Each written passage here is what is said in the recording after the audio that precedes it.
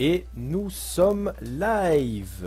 Bonjour, bienvenue à tous, c'est Shen, de retour pour une nouvelle vidéo tuto de Tekken, dans laquelle nous allons aujourd'hui parler d'un aspect très important du jeu de combat, voire même un aspect fondamental du jeu de combat en général. Cet aspect-là, ce sera les frames. Alors, qu'est-ce que c'est une frame? Une frame, c'est un petit bout d'animation. Et en fait, dans tout jeu qui se respecte, c'est-à-dire que ce soit un jeu de combat, un jeu de plateforme, tout ce que vous voulez, toutes les animations que vous allez voir à l'écran sont des petits bouts de frame qui sont collés les uns aux autres, qui une fois collés les uns aux autres, produisent une animation complète et fluide. Donc là, quand j'attaque, quand je marche, quand je fais tout ce que je veux à Tekken, il faut considérer que là, c'est plusieurs petites frames qui s'enchaînent et qui permettent d'avoir une animation fluide. Alors pourquoi les frames c'est important à Tekken et même pas qu'à Tekken, dans tous les jeux de baston auxquels vous pourrez toucher dans votre vie, que ce soit Street Fighter, King of Fighter, Tekken, n'importe lequel. Eh bien c'est très simple, parce que comprendre comment fonctionnent ces frames va nous permettre d'améliorer notre jeu. Alors, comment vous me le demanderez? Eh bien c'est très simple. Lorsque l'on joue à un jeu de combat, et qu'on commence à trifouiller un peu dans ce qu'on appelle les frames, il y a trois types de frames qui vont nous intéresser. Il y a ce qu'on appelle tout d'abord les startup frames, ensuite on a les active frames et on a le recovery frame. Alors les startup frames, qu'est-ce que c'est? Eh bien c'est le nombre de frames que mon coup va mettre pour sortir. Ça c'est la startup frame. Et donc plus la startup frame de mon coup, plus mon coup aura besoin de startup frame pour devenir un coup, plus celui-ci sera long. A l'inverse, moins de startup frame mon coup aura besoin pour devenir actif, plus mon coup sera rapide. On va prendre un exemple simple. Visuellement, hein. Alors on va prendre le avant 2 d'Asuka, donc le avant triangle, pour ceux qui posséderaient une manette PS4. Donc petit rappel, hein, dans le jargon Tekken, le carré, donc le jab, celui-là, c'est le bouton 1, c'est ce qu'on appelle le bouton 1. Ensuite, le triangle, donc le jab avec la main droite, c'est ce qu'on appelle le bouton 2. Ensuite, le coup de pied avec le pied gauche, donc la croix sur la PS3, c'est ce qu'on appelle le bouton 3. Et enfin, le coup de pied avec le pied droit, donc l'équivalent de rond pour la manette PS4, c'est ce qu'on appelle le bouton 4. Donc, avec le avant 2 de Asuka, on revient sur les startup frames, on voit qu'avant que le coup soit donné, Asuka doit faire un petit mouvement avant que le coup ne soit considéré comme un coup. Et bien ça, c'est ce qu'on appelle la startup frame. Et mon coup doit passer par cette phase avant d'être considéré comme un coup. Ensuite, après la startup frame, on a ce qu'on appelle les active frames. Donc à partir de ce moment-là, mon coup est devenu un coup. Et si mon coup rentre en contact avec mon adversaire, je produis ce que l'on appelle une touche. Et cette touche ne peut être produite que pendant les active frames de mon coup. Une fois que les active frames sont terminés, on a ce qu'on appelle la recovery frame. C'est-à-dire que c'est le nombre de frames que mon personnage va mettre pour se remettre en position neutre afin de pouvoir enchaîner une autre action. Donc là, on va reprendre le même exemple. Une fois que j'ai donné le coup, je peux appuyer n'importe quel bouton. Mon personnage doit se rétablir avant de pouvoir bouger, que ce soit des boutons ou que ce soit des mouvements. C'est une étape par laquelle il est obligé de passer. Dans certains jeux comme Street Fighter et même à Tekken, il y a des personnages qui peuvent canceller les frames de recovery dans une autre attaque. Mais une fois que vous avez terminé une attaque, vous êtes obligé de passer par ces frames de recovery avant de pouvoir en lancer une autre. Et donc, maintenant, pourquoi ces frames-là vont nous intéresser? Eh bien, tout d'abord, on va parler des startup frames. Les startup frames, comme vous l'avez compris, correspondent à la vitesse à laquelle vont sortir nos attaques. Alors, pour visualiser tout ça, il faut se dire que le jeu tourne en 60 frames et que sur une boucle de 60 frames, quand vous faites une attaque, les frames de startup, les active frames et les frames de recovery tournent toujours sur une boucle de 60 frames. C'est-à-dire qu'entre le moment où j'ai commencé à attaquer et le moment où je me suis rétabli, il y a 60 frames qui se sont écoulés. Et donc, comme je le disais, pour la startup d'un coup, plus la startup est élevée, plus mon coût est lent. Et de même, moins la startup est élevée, plus mon coût est rapide. Donc à Tekken, les coups les plus rapides ont une startup de 10 frames. Et ça correspond au bouton 1. Donc ça correspond au jab de base. Tous les jabs de base de Tekken, que ce soit carré ou triangle, ont une startup de 10 frames. À quelques exceptions près, Asuka étant une exception, son jab 2 étant à 12 frames. C'est-à-dire que son jab 2 ne sort pas en 10 frames, mais sort un peu plus lentement en 12 frames. Et donc, les coups les plus rapides sortant en 10 frames, à partir de 10 frames, on a des coups de plus en plus lents. C'est-à-dire qu'on a 10, 11, 12, 13, 14, 15. Donc pour Asuka, à 10 frames, on a le jab. À 12 frames, à 11 frames, on a le bouton rond, donc le bouton 4. À 12 frames, on a le bouton triangle, etc., etc., etc. Et donc concrètement, qu'est-ce que ça veut dire? Ça veut dire que au moment où je produis mon attaque, si mon attaque a une startup moins lente que celle de mon adversaire, eh bien je taperai forcément avant lui. Là on va donner un exemple. Alors je vais taper avec mon coup, donc mon jab qui sortira en 10 frames. Et j'ai déjà préenregistré Feng pour qu'il sorte son launcher, enfin un de ses launchers, qui est donc avant 3 suivi de 4, qui est un coup qui sort en 21 frames. Donc 21 frames, c'est un cas extrême, étant extrêmement lent par rapport aux 10 frames. Si Feng sort son coup en même temps que je sortirai mon jab, il perdra automatiquement et on va démontrer ça tout de suite. Hop, vous voyez, il y a un counter hit qui est apparu. Oula, là, il a un peu raté. Là, je n'étais pas à distance, on va tenter une dernière fois. Hop, là, j'étais un peu lent parce qu'il faut vraiment le faire en même temps. Voilà, vous voyez, au pire, ça trade. Hop, voilà, là, je l'ai bien fait. Et quoi qu'il fasse, si on appuie un bouton en même temps, et que son attaque sortira de manière plus lente, enfin à plus de frames de startup que la mienne, eh bien je gagnerai toujours car mon attaque est plus rapide. Bon, maintenant vous allez me dire pourquoi est-ce que du coup on s'embêterait à prendre des attaques plus lentes que 10 frames, les 10 frames étant les attaques les plus rapides du jeu. Eh bien pour la simple et bonne raison que déjà de 1, les jabs sont de câbles, c'est-à-dire qu'on peut se baisser sous les jabs. Donc contre un adversaire qui se baisse, ça ne sert à rien. Et ensuite de 2, parce que justement, il y a ce concept de touche qui va nous permettre de sélectionner les coups qu'on voudra utiliser, qu'on voudra favoriser avec un personnage plutôt que d'autres. Donc, comme je vous l'ai expliqué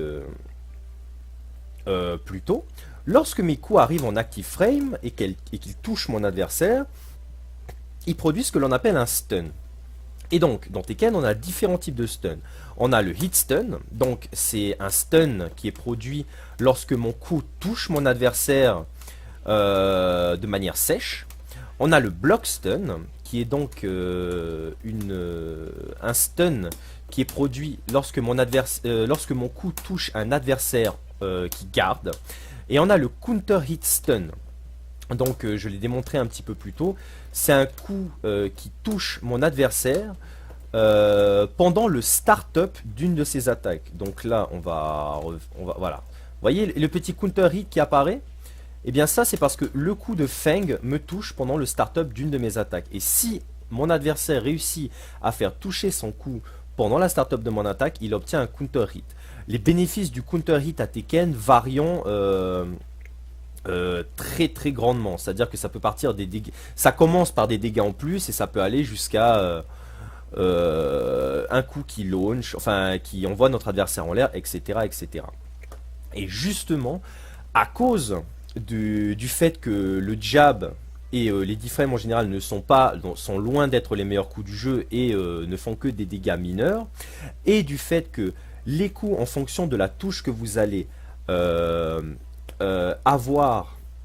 obtenir sur votre adversaire varient, eh bien c'est là que la connaissance des frames va venir en cause, va vous être utile.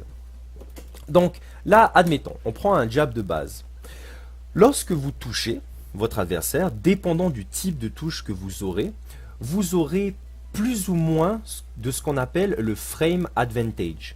C'est-à-dire que soit vous aurez un frame advantage positif, soit vous aurez un frame advantage négatif. Qu'est-ce que ça veut dire? Tout simplement que lorsque vous obtenez une touche, en fonction du type de stun que vous avez obtenu, donc soit un hit stun si vous avez une touche sèche, soit un block stun si vous avez mis le coup dans la garde, soit un counter hit stun si vous avez mis un coup en counter hit, eh bien vous aurez plus ou moins de frame d'avance sur votre prochain coup. Donc là on prend par exemple le jab. Alors le jab de base c'est normalisé pour tous les personnages. Normalement il commence en 10 frames. Il vous donne plus 8 si vous touchez votre adversaire de manière si vous obtenez un hit stun de la part de votre adversaire, plus 1 si vous obtenez un block stun de la part de votre adversaire, et plus 8 si vous obtenez un counter hit stun de la part de votre adversaire. Qu'est-ce que ça veut dire? Ça veut dire que si je touche Feng, ma prochaine attaque aura 8 frames d'avance, plus 8. Donc ça veut dire que sur mon prochain coup, je pourrais soustraire 8 frames du start-up de mon coup. Donc par exemple, admettons que, là on va prendre Feng, admettons que Feng fasse, hop, on va dire ça, un jab suivi de cette attaque. Si il me touche avec son jab, sans counter hit, il est à plus 8. Donc, lui, il aura 8 frames d'avance sur son prochain coup, alors que moi, j'aurai 8 frames de retard sur mon prochain coup. Il sera à plus 8 et je serai à moins 8. Donc là, on va tester ça. Et donc, vu que je suis à moins 8, si je veux sortir un jab qui est le coup le plus rapide du jeu, qui sort en 10 frames, j'aurai 8 frames de retard, donc mon coup mettra 10 frames plus encore 8 frames à cause de mon stun. Donc mon coup sortira en 18 frames. Et donc si Feng par derrière enchaîne, s'il voit que son jab a touché et qu'il enchaîne avec un coup qui sort en moins de 18 frames, je serai battu. Et là on va tester ça tout de suite. Je vais prendre le jab. Hop. Je l'ai peut-être mal fait. Voilà.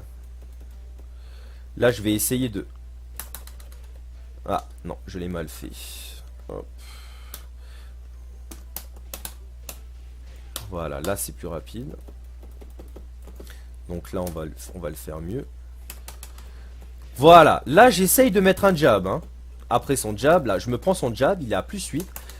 Et voilà, même si mon jab commence en 10 frames, comme j'ai 8 frames de retard derrière, eh bien je vais forcément me prendre son enchaînement en counter hit si je décide d'appuyer un bouton. Là, tac. Voilà. Et donc, il a un combo gratuit sur moi juste après. Donc ça, c'est le principe de base de la frame advantage, et c'est pour cela que connaître les frames dans un jeu de combat est très très important. Parce que en fonction des coups et des touches que vous obtiendrez, vous aurez plus ou moins de frame advantage, et en fonction de votre frame advantage, vous pourrez monter une offensive par derrière. Maintenant vous me direz, qu'est-ce qui se passe lorsque je suis en négatif, c'est-à-dire lorsque je ne suis pas en frame advantage? Eh bien c'est très simple, lorsque vous n'êtes pas en frame advantage, et ça se produit souvent lorsque votre coup atterrit dans la garde de votre adversaire, eh bien ce n'est plus votre tour, car le prochain coup que vous allez donner aura des frames de retard par rapport à votre adversaire. Mais ça peut être pire, c'est-à-dire que plus vous aurez de frames de retard sur votre prochain coup, donc plus votre coup qui est passé dans la garde mettra de temps à recover, plus votre adversaire sera susceptible d'attaquer avant même que vous ayez le temps de vous rétablir de votre coup. Et dans ce cas-là, on appelle ça un punish. Donc là, par exemple, on prend un coup de Feng qui est à moins dans la garde. Donc non, on va prendre celui-là. Donc on va l'enregistrer en train de faire ce coup-là. Hop. Non, on va le faire comme ça. Hop, record. On va lui faire donner ce coup et ensuite on va lui faire donner un jab qui est le coup le plus rapide du jeu. Alors, derrière ce coup, donc s'il fait juste cet enchaînement jab, derrière le premier enchaînement, Feng est à -6. Derrière ça, il est à -6. Donc ça veut dire que s'il décide de continuer à appuyer un bouton derrière, j'aurai 6 frames d'avance parce que justement j'ai gardé son coup. Donc son jab sortira avec 6 frames de retard. Donc on prend les 6 frames de retard qu'on ajoute à la startup de son jab et ça fait un jab qui sort en 16 frames. Donc là, si moi je mets un jab par derrière, eh bien la sentence est absolue et immédiate. Je reçois un counter hit. Je peux même être plus vicieux et mettre un vrai coup qui passe en counter hit et qui met Feng directement en stun. Donc, mais si Feng par contre décide de garder, vu que son coup lorsqu'il passe en garde met 6 frames à se rétablir, eh bien il est safe. C'est-à-dire qu'il est juste à -6 et donc qu'il se rétablira avant que je puisse placer le coup le plus rapide du jeu sur lui. Donc là on va le record, donc on va le faire ça et reculer. Donc ce coup là plus la garde. Tac. Hop, et là il recule. Donc là, il n'est qu'à -6 derrière la garde. Donc j'aurai peut-être 6 frames d'avance sur son prochain coup, mais s'il décide de ne rien faire, donc il décide de ne pas de ne pas rentrer un coup, de ne pas engager la startup d'un autre coup, il est safe parce que il est juste à -6. Et donc même si je mets un 10 frames par derrière, je ne peux pas le punir de m'avoir donné ce coup. Mais maintenant, il y a des coups qui sont beaucoup plus risqués. C'est-à-dire qu'à partir du moment où on rentre dans les négatifs, c'est-à-dire à partir du moment où des coups sont rentrés dans la garde, on peut avoir des coups qui sont de plus en plus négatifs. C'est-à-dire qu'on peut partir de -1 jusqu'à -21, etc., etc. Et il faut savoir qu'un coup, donc, à partir de -10, n'est plus safe. C'est-à-dire que à partir de -10, le coup peut être puni par un jab qui commence à 10 frames. Pourquoi? Parce que lorsque vous mettez un coup dans la garde et que votre frame advantage est de -10, vous allez mettre 10 frames à vous rétablir de votre coup. Et donc le coup le plus rapide du jeu, qui est un jab et qui met 10 frames à sortir, vous touchera forcément car vous êtes en période de recovery. Je vais vous donner un exemple très simple encore une fois maintenant. On va y aller avec ce coup là. Donc arrière 1, c'est arrière carré pour ceux qui possèdent un pad. Alors ce coup est un coup, bon c'est un bon coup, hein, mais c'est un coup que s'il est bloqué, il faut le savoir, est à -10, donne un désavantage de -10 frames. Donc vous allez prendre 10 frames à vous rétablir avant de pouvoir réattaquer. Donc là, si ça passe dans la garde, hop, je pourrais, vu que mon adversaire est à -10, punir avec un jab qui fera 10 frames. Voilà. Et là, on voit à gauche que le jeu a enregistré un punish. Donc on va bien faire ça. Hop, non, ça c'est raté. Ouais, il ne bouge pas. Ah. Oula, là je n'y attendais pas. Voilà.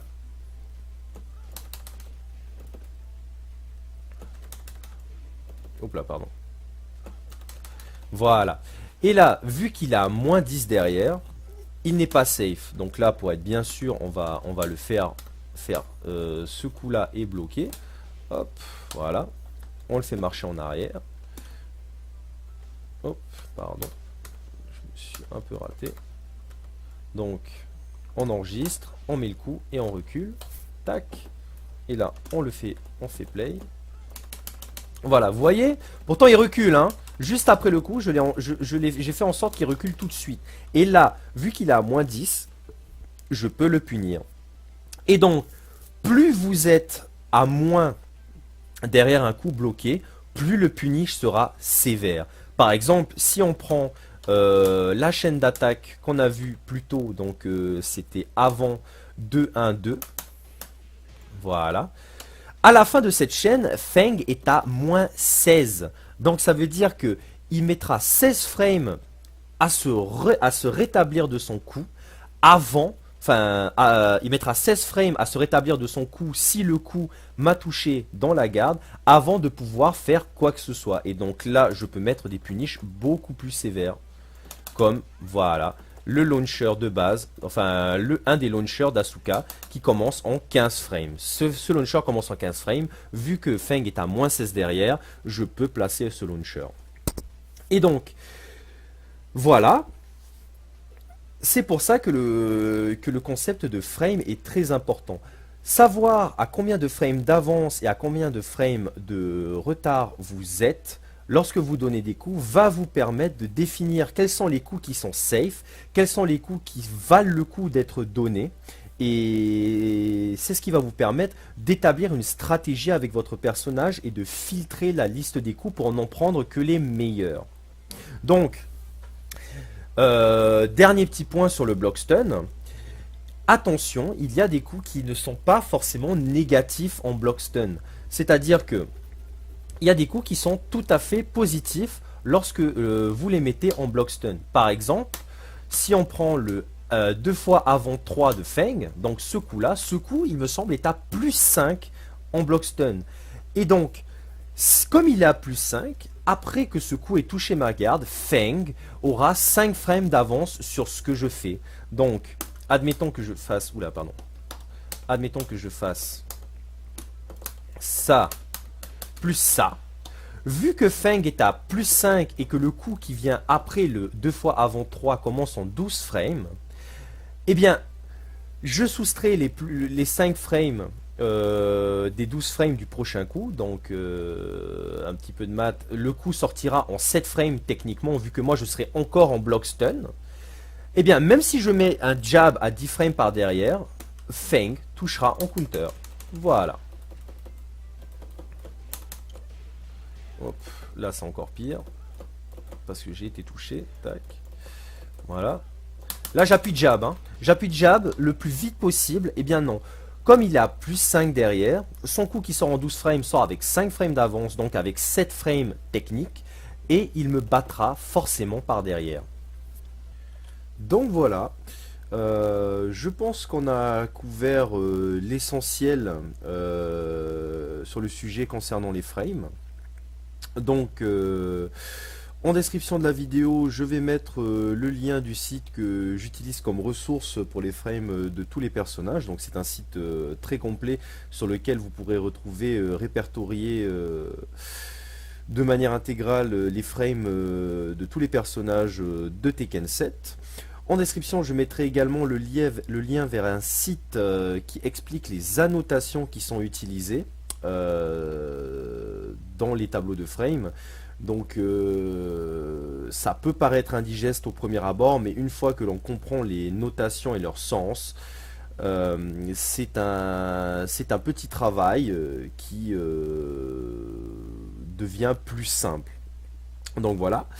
Dû à la durée de la vidéo, je n'ai pas forcément couvert tous les aspects des frames dans les jeux de baston, mais j'espère en tout cas vous avoir apporté au moins des éléments de base qui vous permettront de mieux comprendre le fonctionnement de cet outil dans les jeux de baston. Donc sur ce, si vous avez apprécié la vidéo, je vous invite à vous abonner à la chaîne. N'hésitez pas à laisser un commentaire. Si vous avez des questions sur quoi que ce soit, n'hésitez pas à les poser également. Je me ferai un plaisir de vous répondre. Et je pense qu'on a fait le tour. Sur ce, bah, amusez-vous bien, continuez à jouer à Tekken et tchuss!